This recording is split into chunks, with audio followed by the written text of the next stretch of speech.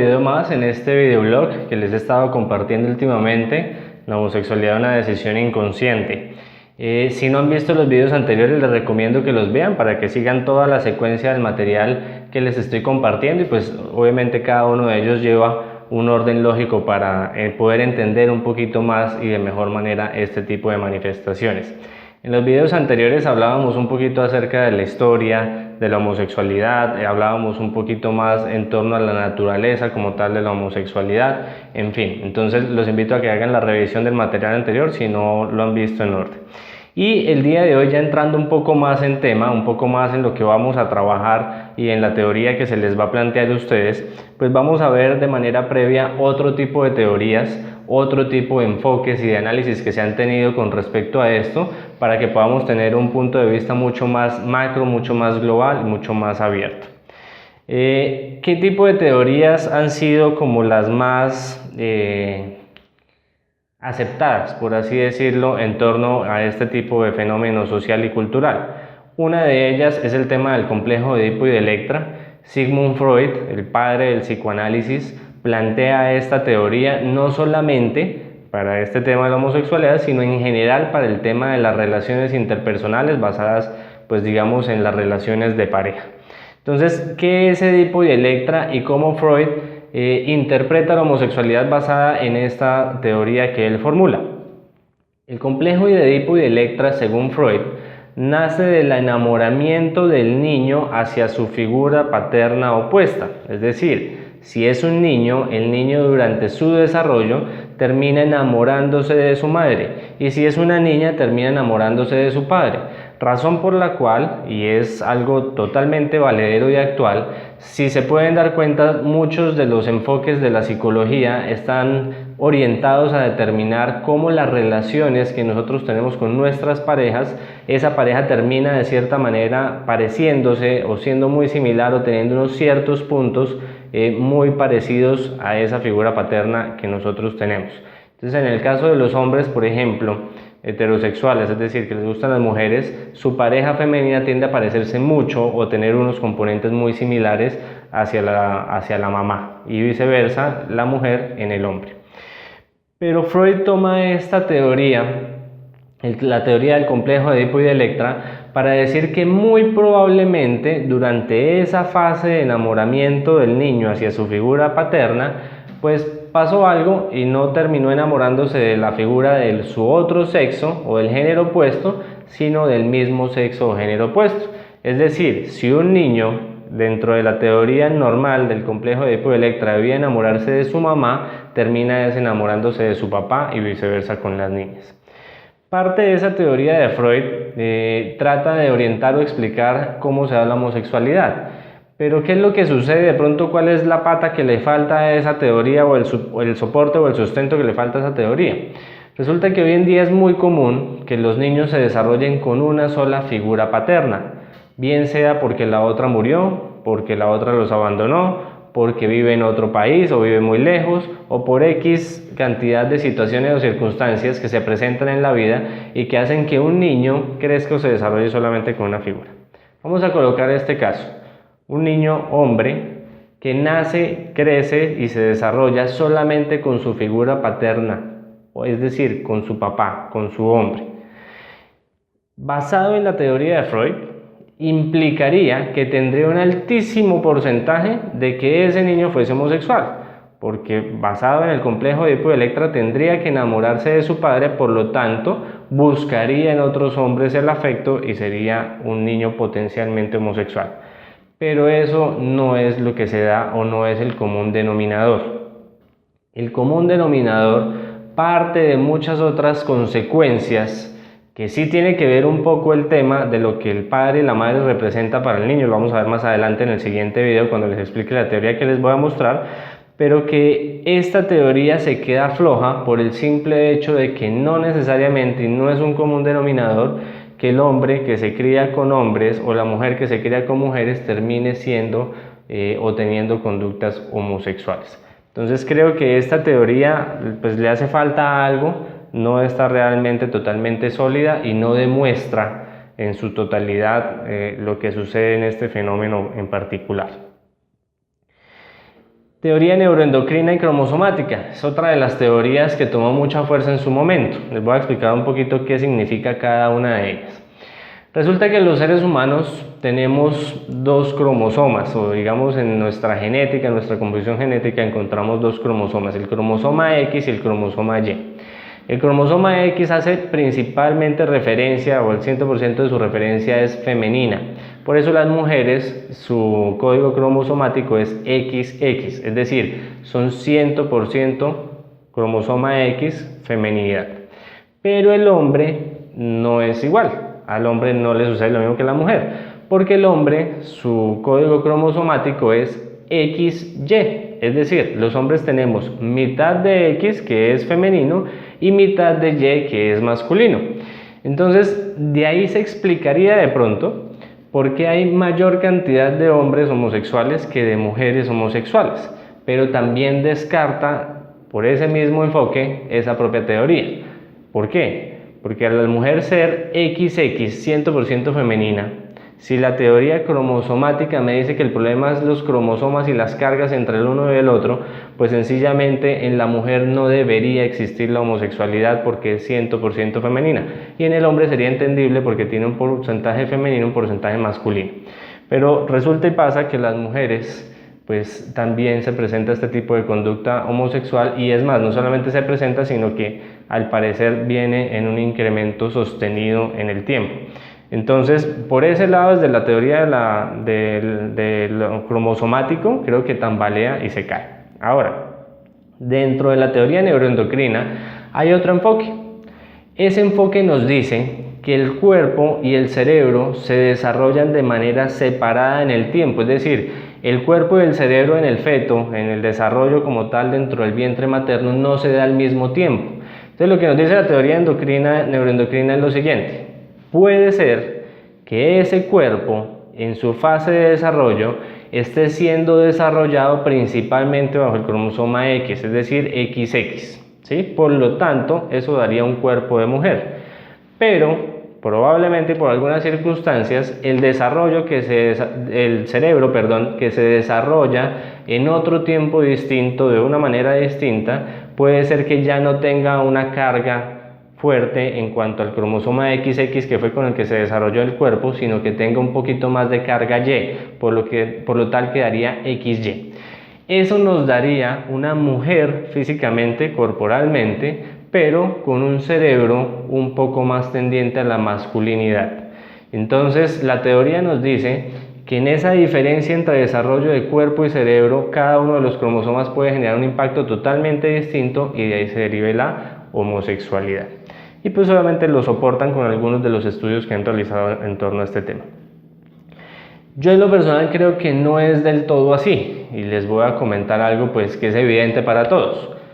Hay mujeres que son homosexuales, pero que su cuerpo es 100% de mujer y su mente es 100% de mujer. ¿En qué aspecto lo digo? En que son emocionales, son delicadas, sus preferencias cerebrales son más de su hemisferio derecho, hemisferio femenino, es decir, no se evidencia o no se ve de pronto que dentro de su desarrollo psicológico o físico haya una incoherencia, sino que sencillamente se ven como mujeres, sienten como mujeres y piensan como mujeres, pero son homosexuales. Lo mismo sucede con los hombres, se ven como hombres, piensan como hombres, sienten como hombres, pero son homosexuales. Entonces creo que basado en esa sola teoría, pues tambalea un poco y cojea un poco el significado que tiene la homosexualidad. De la que le estaba hablando es aquella que acabo de marcar. Hay otra que nos dice otro concepto, pero más o menos basado en lo mismo. Nos dice que los niveles elevados o reducidos de testosterona y andrógenos son los causales de la homosexualidad, cosa que tampoco comparto mucho, porque también es muy evidente, o son muy evidentes casos, por ejemplo, de hombres que son totalmente grandes, fornidos, gran cantidad de vello corporal, voces gruesas, caras anchas, rígidas, es decir, esa corporalidad demuestra altísimos niveles de testosterona, y si se hacen las mediciones pues tienen altos niveles de testosterona, pero aún así hombres que tienen altos niveles de testosterona son homosexuales, pueden llegar a ser homosexuales. Lo mismo mujeres que sean totalmente delicadas, femeninas, cuerpos muy femeninos, rostros igualmente, que sería el tema de los andrógenos en las mujeres, la hormona femenina, y el tema de la testosterona en los hombres, la hormona masculina.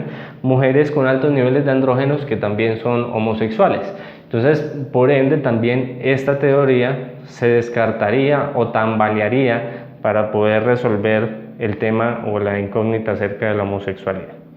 Y la última de ellas, en torno al eje cromosomático, es que los genes que codifican comportamientos homosexuales están en el ser humano y se pueden evidenciar. Hasta el momento no hay precisión en torno a este aspecto, no se ha encontrado el gen que tenga la particularidad tal como para decir aquella persona que tenga este gen es homosexual, no se ha dado hasta el momento, quizás se dé en algún momento de la vida. Pero lo importante para resolver este tipo de comportamientos o para poder entender este tipo de manifestaciones es que si fuera algo netamente genético, hay que empezar a partir del hecho que todo aquello que está codificado en nuestro ADN ha partido de un proceso de pensamiento.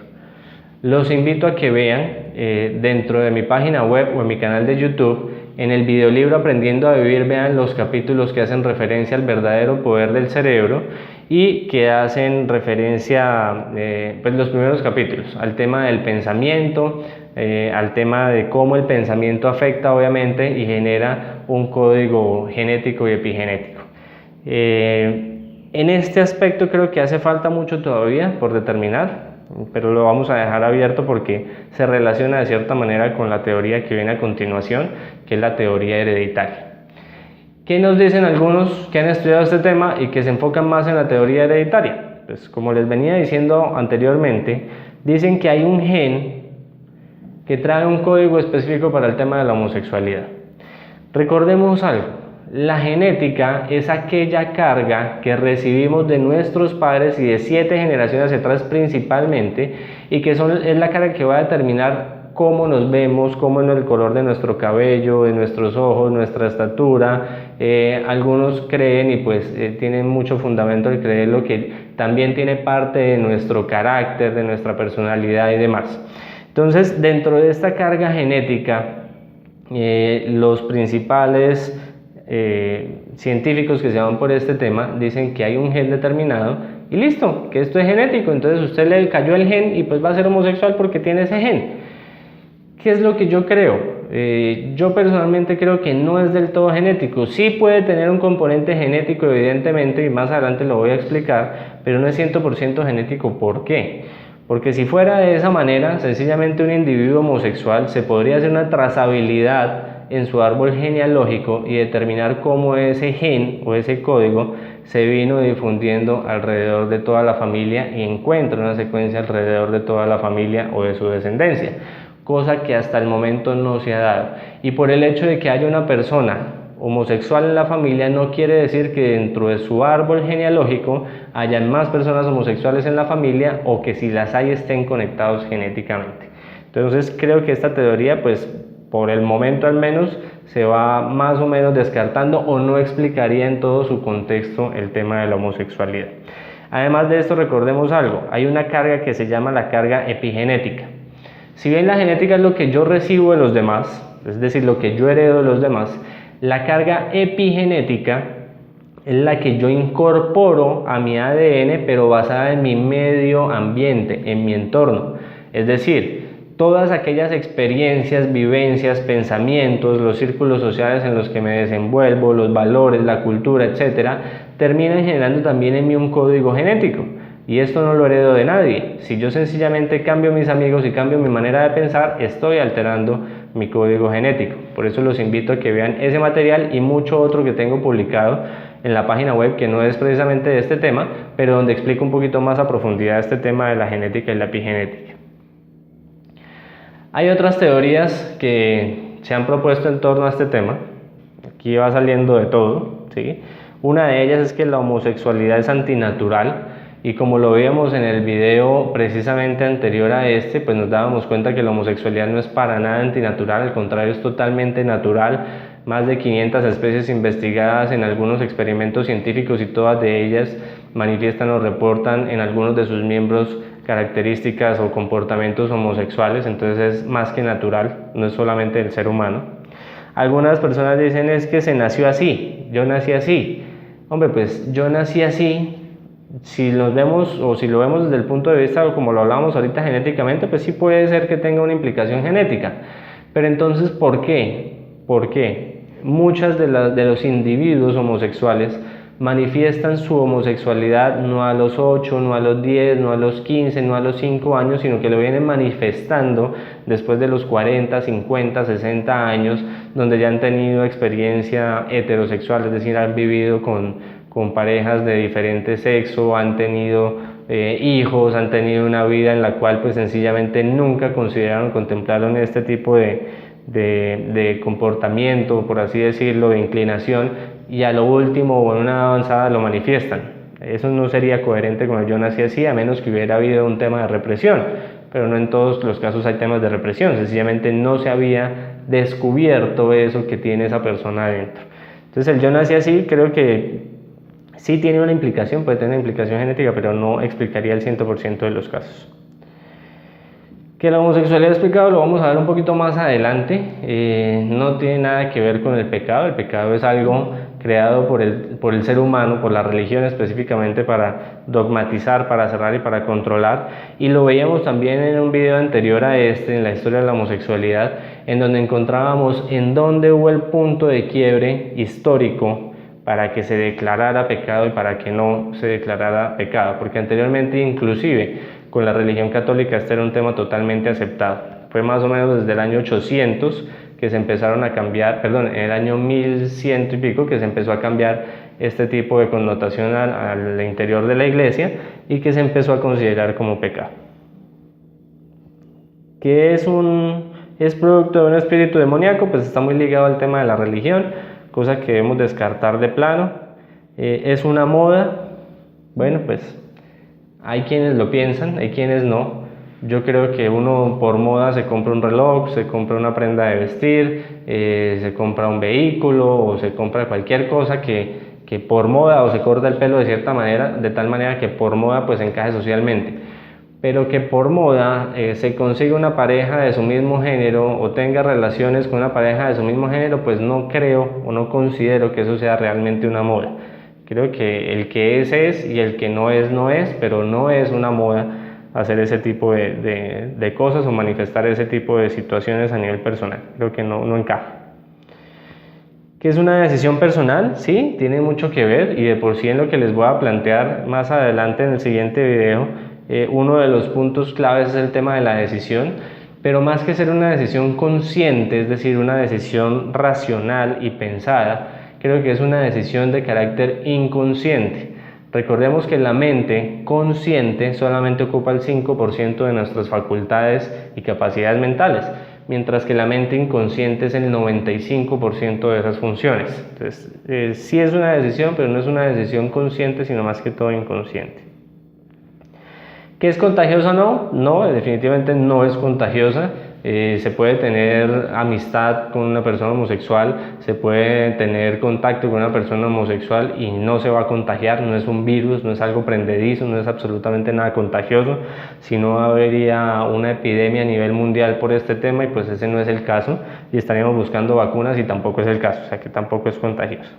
Y esta que es bastante cómica y sobre algunas personas pues creen que sucede por esto, dice, le fue mal con el sexo opuesto. Entonces hay hombres que pasan de mujer tras mujer tras mujer tras mujer, hombres simpáticos que, eso mejor dicho, las mujeres le llueven por todos lados, los acosan, los asedian y de un momento a otro terminan siendo homosexuales. Entonces, ¿qué dicen? No, es que le fue mal con el sexo opuesto y no encontró lo que quería allá y entonces ahora se fue a buscar por acá. Pues no creo que sea tan así. Muy seguramente que ya tenía eso por dentro y socialmente estaba de pronto siguiendo un parámetro social, pero por dentro estaba quizás ese llamado o ese latido, si ese fuera el caso, pero no creo que sea una respuesta el 100%, aunque pues podría llegar a ser, digamos, no está descartado de plano, podría llegar a ser, pero no creo que sea en la mayoría de los casos este tipo de situaciones. Entonces, estas son algunas de las otras teorías que se plantean para poder entender esta manifestación. Y bueno, ¿qué es lo importante de esto? Todo este contenido se está generando no para que tengan que creerlo, no para que tengan que aceptarlo, sino por el contrario para que ustedes empiecen a investigar y a cuestionarse con respecto a este tema. Eso es lo más importante de todo. Tomen lo que de aquí consideren que es válido para ustedes y dejen aquí lo que consideren que no les sirve. Lo importante es que tengan distintos puntos de vista, y que pues obviamente podamos formar nuestro propio criterio. Denle clic ya mismo al botón de suscripción de mi canal, suscríbanse para recibir todo el resto de contenidos, síganme en las redes sociales igualmente, y si les está gustando este material o otro que ya se produjo o el que se va a producir que muy pronto les estaré compartiendo, pues ayúdenme a difundirlo y hacer crecer este proyecto que está hecho única y exclusivamente para ustedes. Muchísimas gracias a todos, que tengan un feliz día y nos vemos en nuestro próximo video donde ya vamos a postular cuál es la teoría que venimos a comentarles en este aspecto. Chao a todos.